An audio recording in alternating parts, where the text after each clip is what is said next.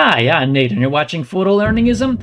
So, I found there's a problem. When I'm trying to use my drawing tablet for doing drawing in Krita or another drawing tool, it lays flat on my desk and it really cramps up my wrist, and I didn't like that, so I thought of a way to solve that, and I wanted to share that with you. Stay with me, and I will give you my solution.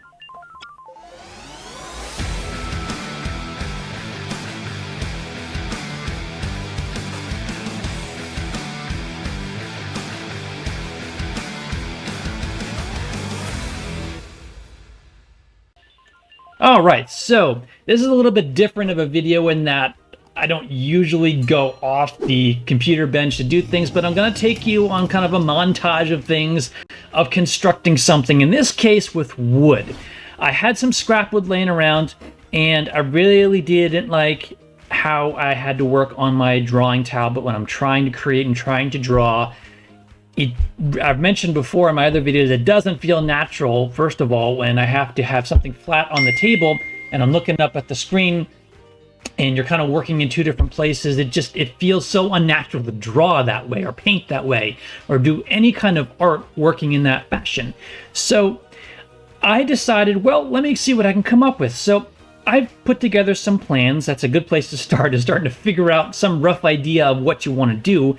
The problem we're solving is I wanted to make something at an angle, something that was more comfortable for my wrist, something that I could work on and it would actually be closer in relation to the screen that I was drawing on, so at least I would have a little bit more hand-eye coordination about what was going on. Really optimally, yes, I'd have a drawing screen, and those do exist, but they're expensive. So I'm working with what I have for now. And to help me with what I have, this is the best I could do, was come up with something that had an angle. I set it up, and I put my wrist on it, and I lowered and raised it to it felt good, felt comfortable. That was my mathematical method for arriving at what was going to work for me. It's almost like a mattress. Try it out and see what's going to work if you're going to attempt this. That worked well for me. And I went to work. And some of what I used was dependent on the pieces that I had. You may not have the same scraps I do, so you can use what I have with a little bit of variance if you like. I happen to have a 1/2-inch piece of plywood. And I had some old pieces of maple that I had salvaged from something else that I had taken apart a long time ago. They were small and they were good wood. I don't want to throw away good wood. So I had them on hand and I used that to construct this riser. Now the plan did change along the way in that I did find some things, and I'll show you in the montage and I'll explain with some of the cuts how it changed. I had originally designed with the idea of having feet in the back, and I wanted to have a place to put the pen. You could just put it in the holder that they have, but I want to keep it with the board if I can, you know, make this a little more fun for me. So I had put a pen hole into the original design.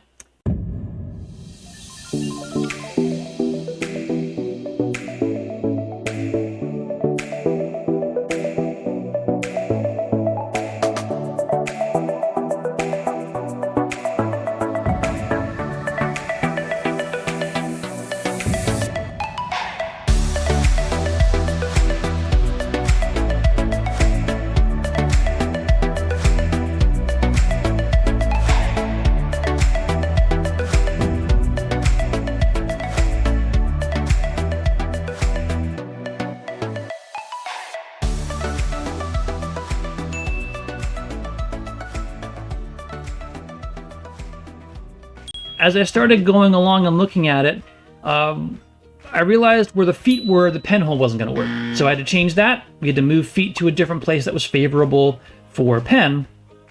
And I also realized that along the way, with the angle that I had chosen for the riser, if I were to have a pen sticking out of it, it would run up against the screen and stick out in front of the screen. So I didn't want that happening. So instead I changed the plan one more time to route and actually drill out a bevel in the board in this extra space so I can lay the pen in it. It rests nicely, it doesn't roll away. Otherwise, the rest of this went according to plan.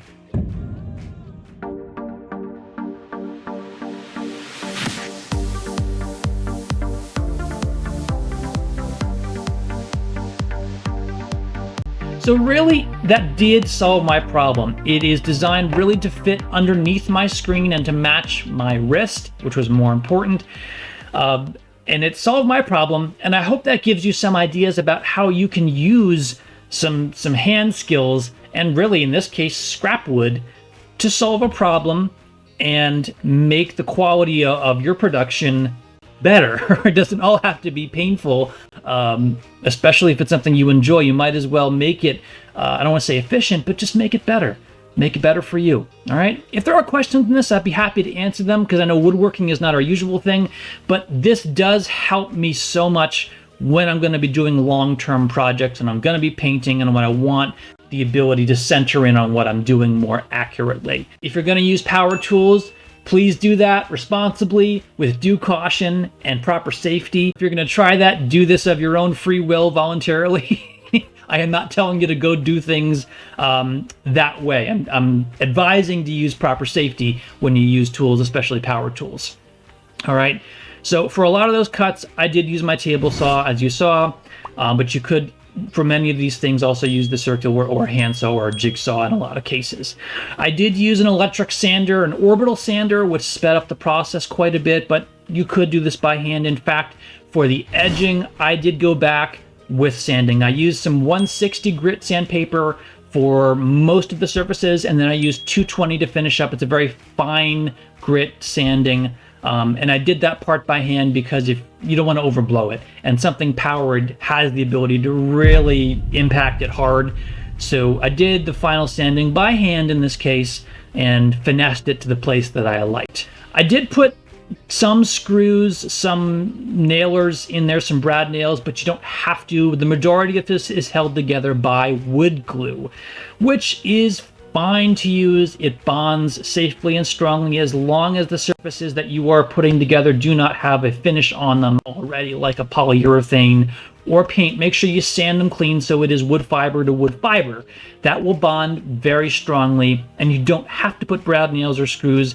I did that just so I could keep moving on some things, because it'll help it stay together while I'm continuing to work. Okay, just to explain why you saw that. It's not necessary. You just have to give it about 2 hours to set and dry, and you're good to go. So again, any other questions, let me know. But that is the basic gist, and I really, really hope that helps you. If you found this interesting, please give me a thumbs up. Also, consider subscribing if you haven't done that already, noting that this is a little bit different. I typically focus on open source artistic software, but this is kind of a tool and a conduit to use that software. So a little bit different this time around. We'll be back into reviewing and doing other software things in upcoming videos.